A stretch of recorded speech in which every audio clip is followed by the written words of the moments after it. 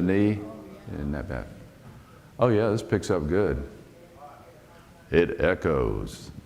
Echo, echo, echo, echo. It picks up better. It, yeah. Yeah. All right.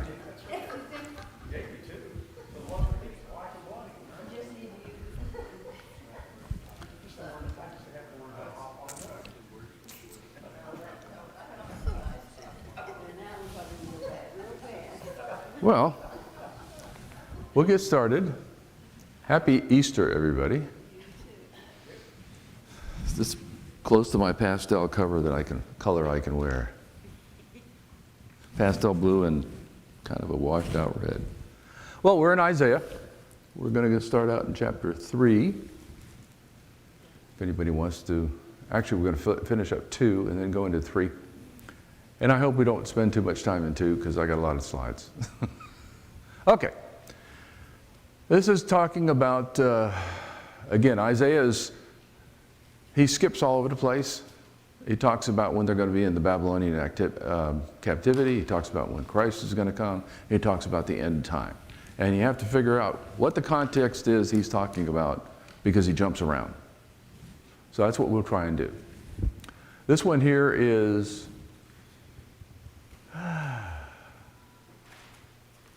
okay, this is one of 2 areas, so we'll discuss it. You have abandoned your people, the house of Jacob, because they are filled with diviners, soothsayers, like the Philistines. With foreigners, they clasp hands. Clasping hands means they make agreements, they align themselves with foreigners. Their land is full of silver and gold, and there's no end to their treasures. Their land is full of horses. There's no end to their chariots. Their land is full of idols. They bow down to the works of the hands, what the fingers have made. So all shall be abased. Each one bow low. Do not pardon him. Get behind the rocks, hide the dust from the terror of the Lord and the splendor of his majesty. The eyes of pride, the eyes of human pride shall be lowered, and the arrogance of mortals shall be abased, and the Lord alone will be exalted on that day. So clasping hands, what was that?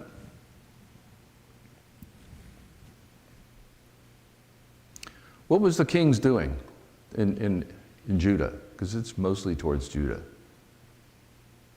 To stay viable, to stay safe.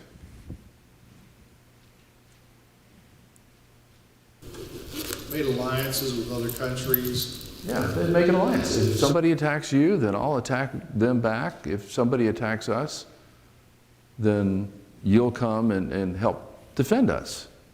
Okay, that's clasping hand. That was that alliance. Who should they be making the alliance with? God. He can protect them. He has in the past. But they've left God, and that's what he's kind of saying here, is this is what you're doing. You're doing all these things. And the day's coming when it's going to all change. Okay, what were they worshiping? Idols? Money? Anything. Anything but God. Is this referring to a future set of people, or is it referring to these?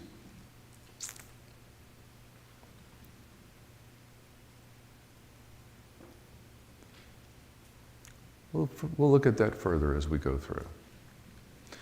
When you see the desolating abomination spoken of through Daniel the prophet standing in the holy place, let the reader understand, then those in Judea must flee to the mountains. A person on the housetop must not go down into the things of his house. A person in the field must not go to get his cloak. Woe to the pregnant women and nursing mothers in those days. Pray that your flight will not be in winter or on the Sabbath. For at that time there will be a great tribulation, such as has not been since the beginning of the world until now, nor ever will be. And if those days had not been shortened, no one would be saved. For the sake of the elect, they will be shortened. Okay, so what event is Isaiah referring to here, and how does it tie to what Isaiah's? What event is Jesus referring to here in Matthew? And how does it tie to what Isaiah is writing?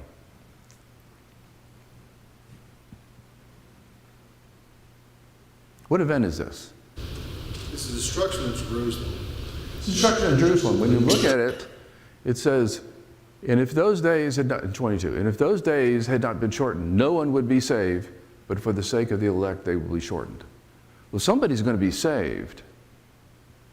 Can't be the end of time. Because at the end of time, everything's going to be destroyed. So you have to figure out whether it's the Babylonian activity. Well, Jesus is referring to this, so it can't be the Babylonian. So it has to be the destruction of Jerusalem. The abomination standing in the temple was either Titus or Vitellius. One of those two emperors, or the head general, was in the temple and sacrificing in the temple just to mock the Jews in 70 AD when they came in there. So that would have been that abomination he's talking about. And it goes back to what Daniel was talking about also.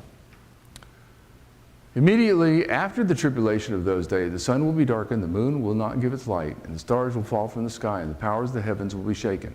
And then the sign of the Son of Man will appear in the heaven, and all the tribes of the earth will mourn. They will see the Son of Man coming upon the clouds of heaven with power and great glory. He will send out the angels with a trumpet blast, and they will gather the elect from the four winds, from the one end of the heavens to the other. So what scene is Jesus describing here? How's it different? Because he's talking about all this together in 28.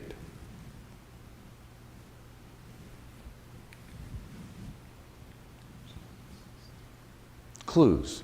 When is he going to come again?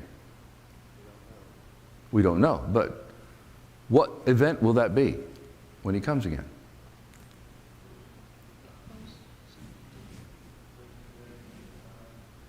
End of time. End of creation. Okay? So he's describing, he's got two different things he's describing in this part of 28. Here he's describing about the end of time. The previous part of it, he's describing the end of Jerusalem. So you got to keep on the, you got to stay with him when he's talking through this one. Because remember, this one here is where he's gone through and the disciples looked up and they said, look at the temple, isn't that great? You know, and it's a huge temple, okay? Solomon's temple was pretty big, but Herod's temple is huge, okay? It's 90 foot, it's got gold on it, it's got those beautiful two columns that are in the front when you come in there through the main gate to the temple and everything like that, and it's just beautiful that's there. And they said, look how beautiful that is. Everybody like says, won't be one stone on top of another one, which shut them all up. And when they got off by themselves, he said, what are you talking about? This won't be one stone on top of another. And at that particular time, he starts to mix what he's talking about. He's talking about this temple they're going to take down, and it'll be raised in 3 days. But this temple that you're looking at physically, the Romans are going to crush it. And it's coming in the future. Not one stone will be on top of another. So he's describing here, he's moving back and forth between he as the temple, physically the temple, the destruction of Jerusalem, and the end of time. But of that day, no one, or an hour, no one knows, which is what Mickey said. Neither the angels of heaven nor the Son, but the Father alone. 2 men will be out in the field, one will be taken, one will be left. 2 women will be grinding in the mill, one will be taken, one will be left. Therefore, stay awake, for you do not know on which day your Lord will come. Be sure of this. If the master of the house had known the hour of night when the thief was coming, he would have stayed awake and not let his house be broken into. So too you must also be prepared, for at any hour you do not expect the Son of Man will come. So this same event, what Isaiah is talking about in his particular section, I believe, is not the end of time at this particular point. This one he's talking about here continues with the thought of the end of time. So you got to keep on the page whatever he's at. And in Peter, talking about the same event, right? The Lord does not delay in his promise as many regard. So what Peter's doing is addressing everybody this is much later in the first century when Peter wrote this. And people are beginning to say, wow, you said Christ was going to come back, and it's been 30 years, 40 years. He hadn't come back. So Peter's addressing that. As some regard delay, but he is patient with you, not wishing that any should perish, but that all should come to repentance. But the day of the Lord will come like a thief. And then the heavens will pass away with a mighty roar, and the elements will be dissolved by fire, and the earth and everything done on it will be found out. So Peter's talking about the exact same thing that one section in Matthew, Christ is talking about. He's talking about the end of time. It even uses some of the same verbiage. Come like a thief. You don't know when the thief's going to come. You don't know when Christ's going to come. So who knows when Jesus will return? Father.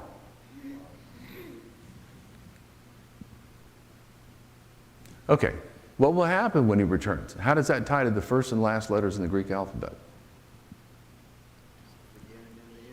The beginning and the end.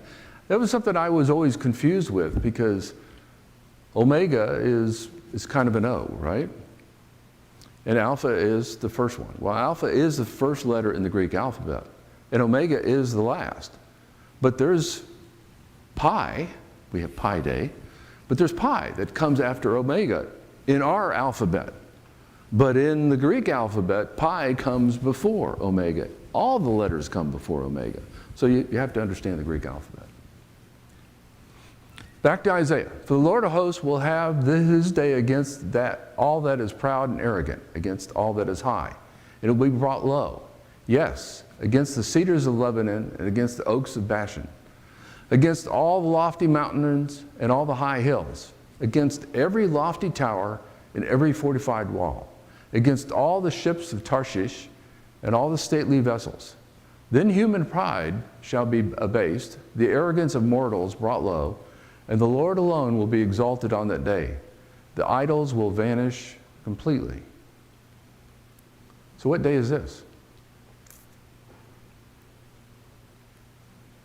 What are the where is that? The ships of Tarshish. Yeah, 15. 16. Against all the ships of Tarshish and all the stately vessels.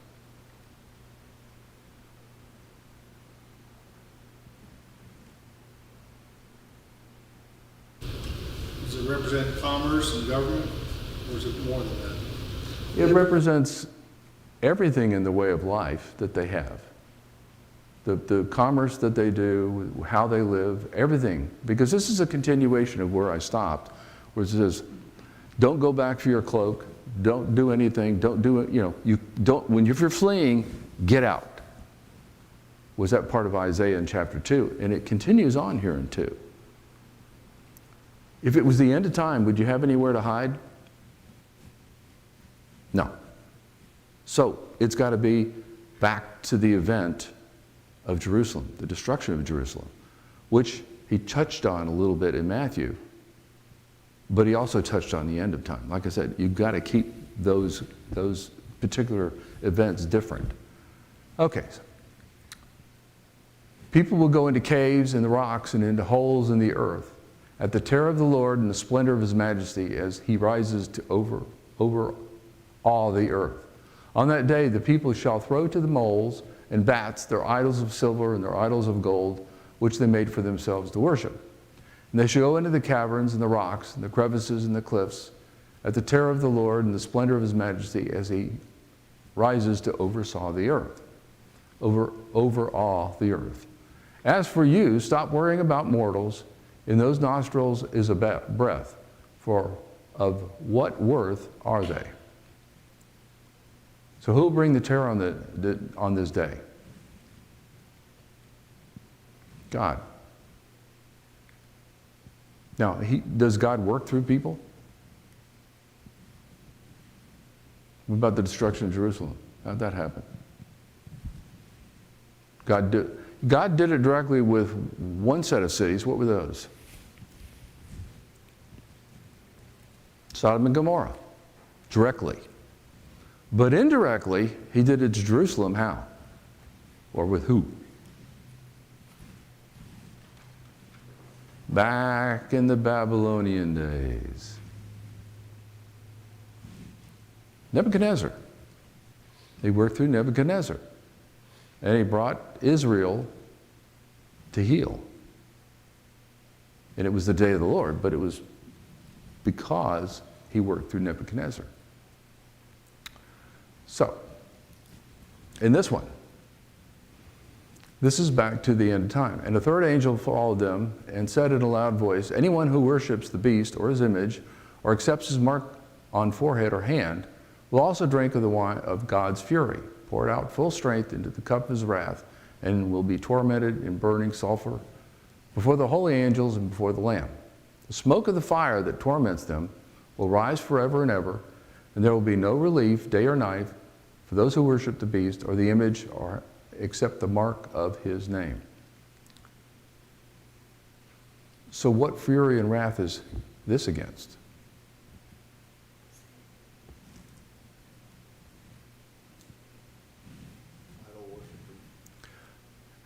Yeah, it's those who've rejected God, rejected following God. This follows the part in Revelation where it talks about Christ goes in and he reaps his faithful. And this follows it immediately, okay? But this particular one is, can anybody hide from this? You can't hide from this one. From the destruction of Jerusalem? Yes. From the taking of the Jews into Babylonian captivity? Yes. From this one? Nope. Nobody can escape this one. So, that's eternal. Okay. Here's what sustains the holy ones who keep God's commandments and their faith in Jesus. I heard a voice from heaven say, write this, blessed are the dead who die in the Lord from now on. Yes, said the Spirit, let them find rest from their labors, for their works accompany them. Then I looked, and there was a white cloud, and sitting on the cloud was one like the Son of God, with a gold crown in his head and a sharp sickle in his hand. So this is the following verses that are talking about the other ones. Who's sitting on the cloud? Christ. I can hear what she's saying.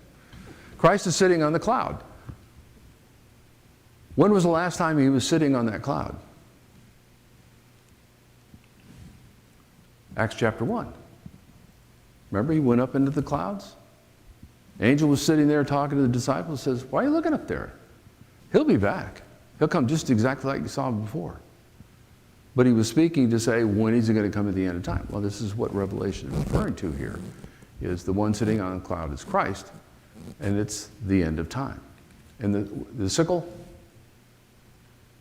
Okay, I just talked about when the promise was made that he would return. The promise was made in Acts chapter 1. What's the sickle for? Huh? He's harvesting He's harvesting who? the righteous. The faithful, the righteous, yeah. In Acts, this is where the promise was made, was Acts chapter 1 I'm referring to. So when he had said this, as they were looking up, he was lifted up, and a cloud took him from their sight. While they were looking intently in the sky as he was going, two men dressed in white garments stood beside them. They said, men of Galilee, why are you standing here looking up at the sky? This Jesus has been taken from you into heaven, will return in the same way as you have seen him going into heaven. So again, this is where the promise was made. This is where they went, okay, when? And that's where Peter was addressing it, that I talked about in Peter, where he says it's going to come like a thief in the night. Peter's addressing it to say, this was made well before the day of Pentecost, but it was made very early, about 33 AD. Peter's writing this much, much later in the first century, and people are beginning to say, you know that promise? It's not worth anything. He's not coming back. And that's what Peter was addressing in his book. So, then another angel came out of the temple, crying in a loud voice and sitting on the cloud, use your sickle and reap the harvest. So this is where Christ is reaping the harvest. and there's 2 harvests.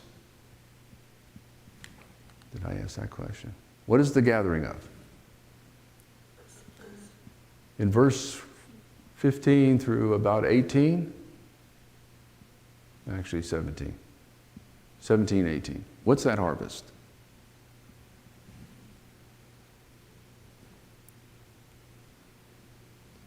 The righteous. The latter harvest, what's that's the gathering of? The unrighteous. Because they go into the winepress of God. The first ones are taken to Christ. The second ones go to the winepress of God. Simply stated. So, we get back to Isaiah. See now, the Lord, the God Almighty, is about to take from Jerusalem and Judah both supply and support, all supplies of food and supplies of water, the hero and the warrior, the judge and the prophet, the diviner and the elder, the captain of 50, the man of rank, the counselor, skilled craftsman, clever enchanter. I will make mere use of their officials. Children will rule over them. People will oppress each other. Man against man, neighbor against neighbor. The young will rise up against the old, the nobody against the honored. This is chapter 3. The way the original interpreters of the Bible is decided, because it didn't have chapters and didn't have verses, it was just all running on. So this is the way they divided it up. So this is a new thought as far as what Isaiah is talking about. How will the Lord take the best talent from Judah and Jerusalem? I mean, the hero, the warrior, the judge, the prophet, the diviner, the elder, the captain of the 50, the man of rank, the counselor, the skilled craftsman, clever enchanter. How are those all going to be taken from Judah and Jerusalem? What will take them? What will take the best of the best?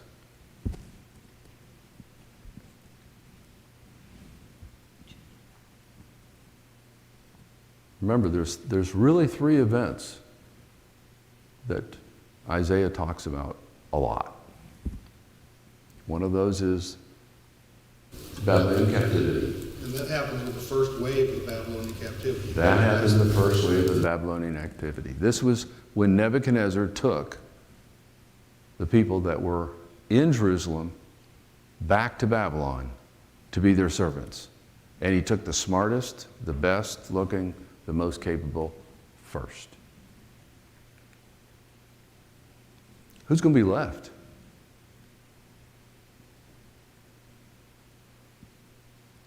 The people, Babylonians, didn't think were worth taking.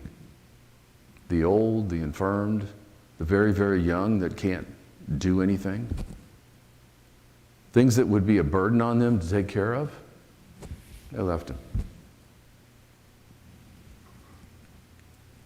So in Daniel, this is where he talks about it. In the 3rd year of the reign of Jehoiakim, king of Judah, Nebuchadnezzar, king of Babylon, came to Jerusalem and besieged it. And the Lord handed Jehoiakim, king of Judah, over to him, along with some of the vessels of the house of God. And he brought them to the land of Shinar, to the house of his God, and he brought the vessels into the treasury of his God. Then the king told Ashpenaz, the chief of the officials, to bring in some of the sons of Israel, including some of the royal family and of the nobles, youths in whom there was no impairment, who were good-looking, suitable for instruction in every kind of experience, endowed with understanding, discerning of knowledge, and who had the ability to serve at the king's court. And he ordered Ashpenaz to teach them the literature and the language of the Chaldeans. So Isaiah was prophesizing about this in the first part of chapter 3, and here Daniel is explaining when it's happening. So what type of people were they? Best of the best. Those that were the best looking, those that were already educated to some level. Somebody who could contribute to them as a servant. That's who they took. There's somebody who just didn't know anything, wasn't very capable. They didn't take them. They're not teaching them just mere skills. I mean, like that. They're teaching them what literature and language and stuff like that. Yeah. They're teaching them to it's basically a college for these first wave of exiles. Yep. Captives. But if they didn't have the ability to learn all that literature about that, which means they weren't already educated to a certain level, they wouldn't be able to pick this up. Probably not in their own language either. No, Chaldean isn't Hebrew. A lot of the Old Testament is in Chaldean, but that's because they learned Chaldean because they went to Babylon for 70 years. So back to Isaiah. A man will seize one of his brothers in his father's house and say, "You have a cloak. You will be our leader. Take charge of this heap of ruins." But in that day he will cry out, "I have no remedy. I have no food or clothing in my house. Do not make me leader of the people. Jerusalem staggers. Judah is falling. Their words and deeds are against the Lord, defying his glorious presence. The look on their faces testifies against them. They parade like sin, like Sodom. They do not hide it. Woe to them. They have brought disaster on themselves." So he's still carrying the thought on as far as being taken into Babylonian captivity, and he's talking about who's left. They don't have anybody to lead them. What's the city like at this time? What's Jerusalem like? It's a pile of rocks. No walls. Temple's gone. It's been destroyed. The good stuff that was in the temple, Nebuchadnezzar took it out, took it back up to Babylon. So that's what it's like. And this is what he's talking about, is to say, hey, we'll grab somebody. You've got something? Why don't you lead us? If you were in is that a no-win situation? Would you be asked to take and lead a group of people who don't want to be led, who wants to find somebody to blame all the problems on? Would you step up to be a leader in that organization? It's a mess. It's one of those ones where everybody steps back.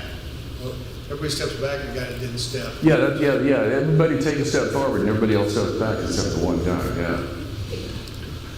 So what were their qualifications for somebody to lead the people in Jerusalem? You have a cloak. That means they didn't have really anything at all. They were stripped of everything they had. If you had a cloak, wow, you were someone to be elevated. It's like, no, I just had a cloak. I don't want to lead you people. What do I have to work with? Verse 7, I have no remedy, I have no food, I have no clothing. They don't have anything. What about the people that are all around Jerusalem that aren't Jews? What are they doing? Picking the carcass. Anything that's worth any value, they're going to take it. There's no walls, nothing to protect them. Tell the righteous, it will be well with them, for they will enjoy the fruit of their deeds. Woe to the wicked, disaster is upon them. They will be paid back for what their hands have done. Youths oppressed by people, women rule over them. My people, your guides led astray, they turn you from the path. Who will be treated well? What might that treatment be?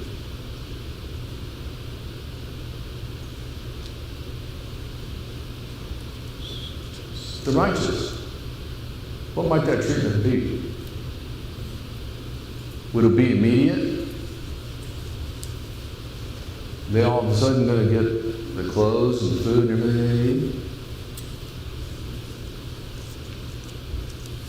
It'll be 70 years. It's going to be 70 years. Or death, whichever.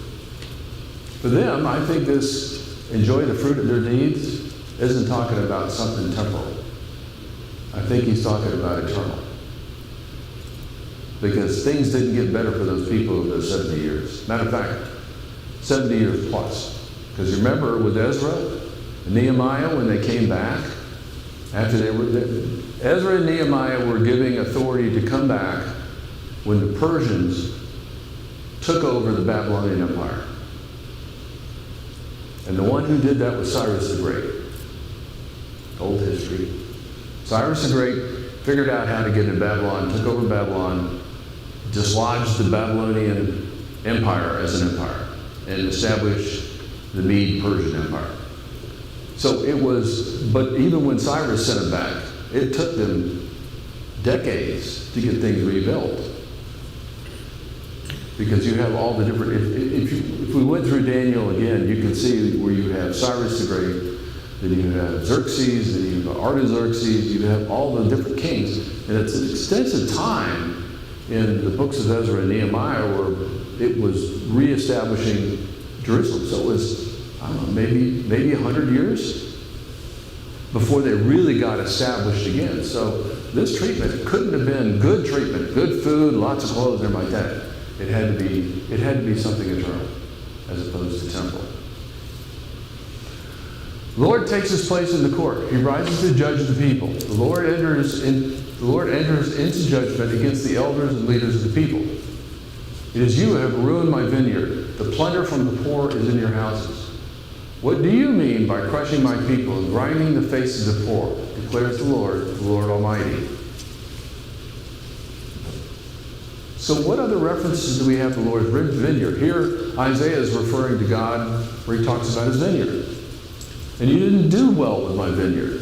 You leadership, you oppressed my people in the vineyard. Where else have we had references to the Lord's vineyard?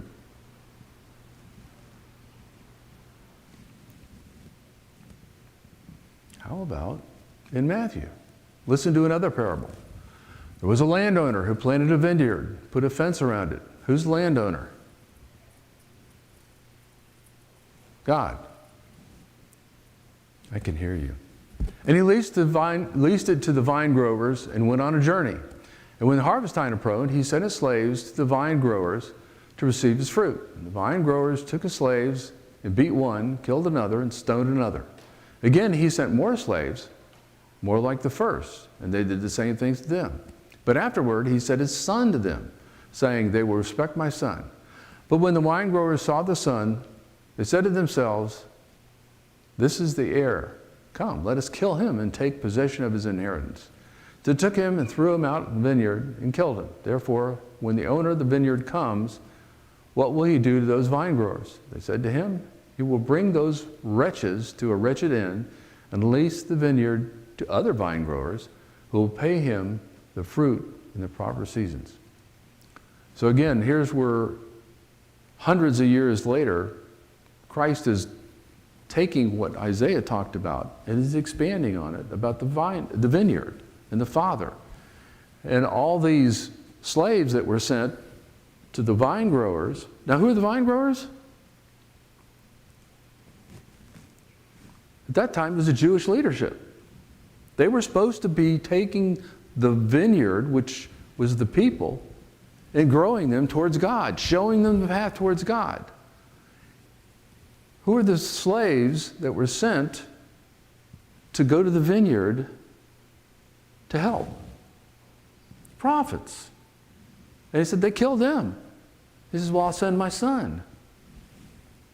And Christ is talking about this to say, now I'm prophesizing. I'm the son. They're going to kill me just like they killed the prophets. So again, he's using that same reference. I don't need to talk about that. So back to Isaiah. The Lord says, the women of Zion are haughty, walking along with outstretched necks, flirting with their eyes, strutting with swaying hips, and ornaments jiggling on their ankles. Therefore the Lord will bring sores on the heads of the women of Zion. The Lord will make their scalps bald.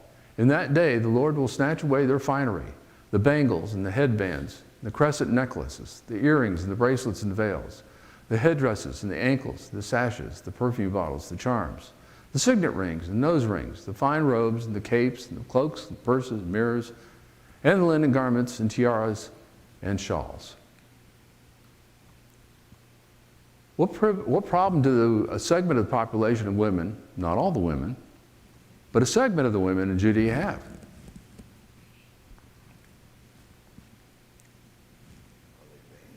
They're vain, they're arrogant,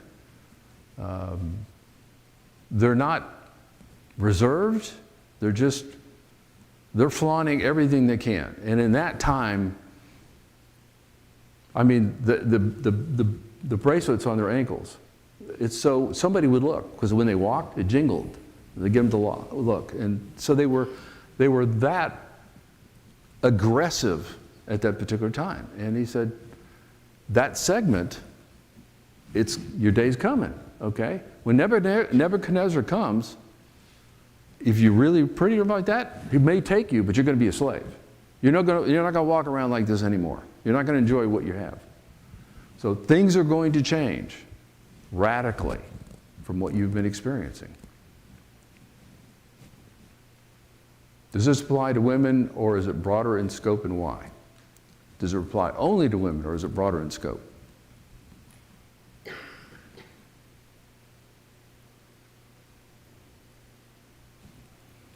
Talks about it from an example of women,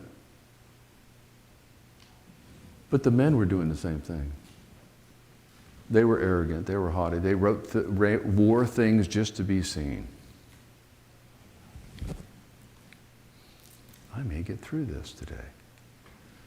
Instead of a fragrance, there will be a stench. Instead of a sash, a robe. Instead of a well-dressed hair, baldness. Instead of fine clothing, sackcloth. Instead of beauty, branding. Your men will fall by the sword, your warriors in battles. Your gates of Zion will lament and mourn. Destitute, she will sit on the ground. So again, he's still prescribing the taking of in captivity, the Babylonian captivity.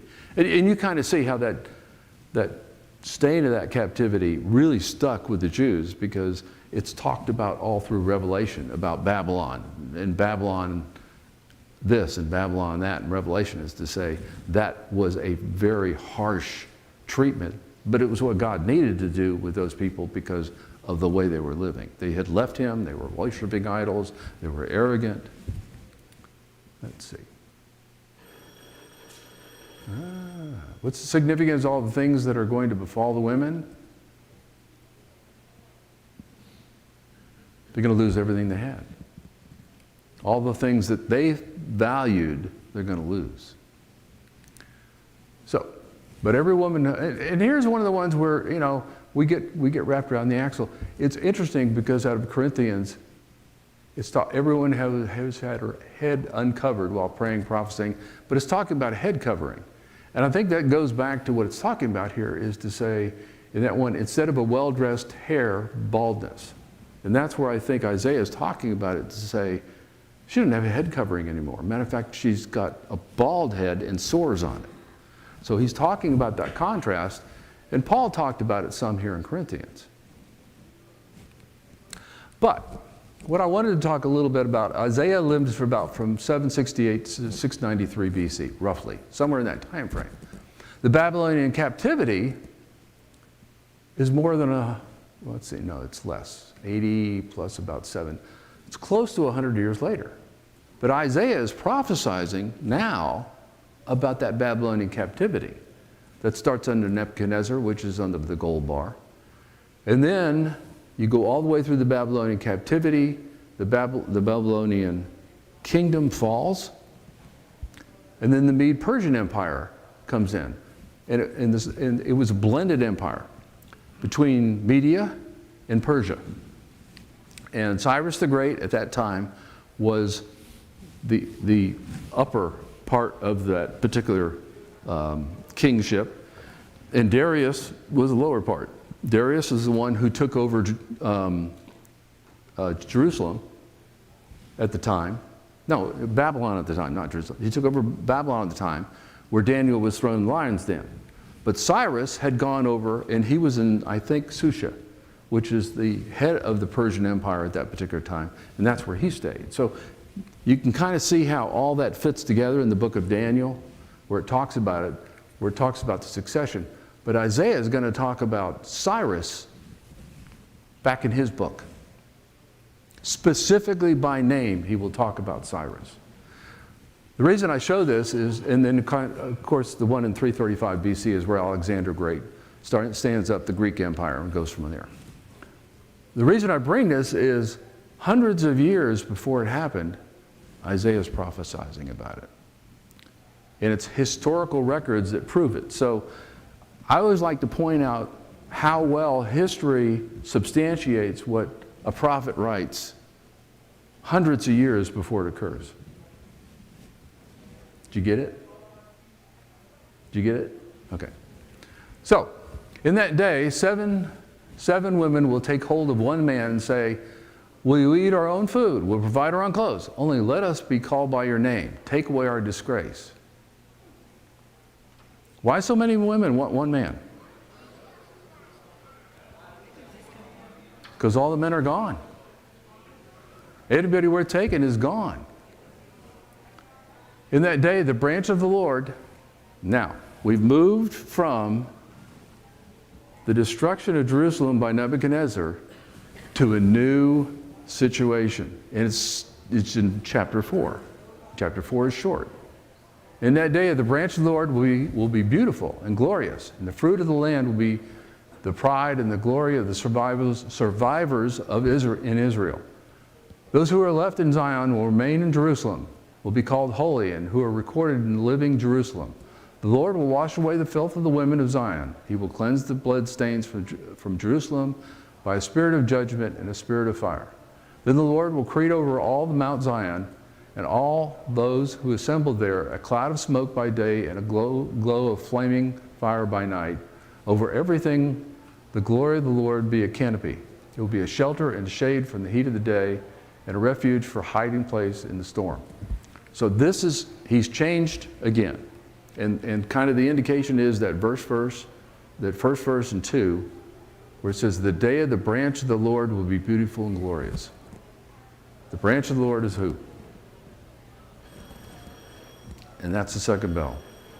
And this is chapter 4. There's like 8 verses, and Doug's going to pick it up next week.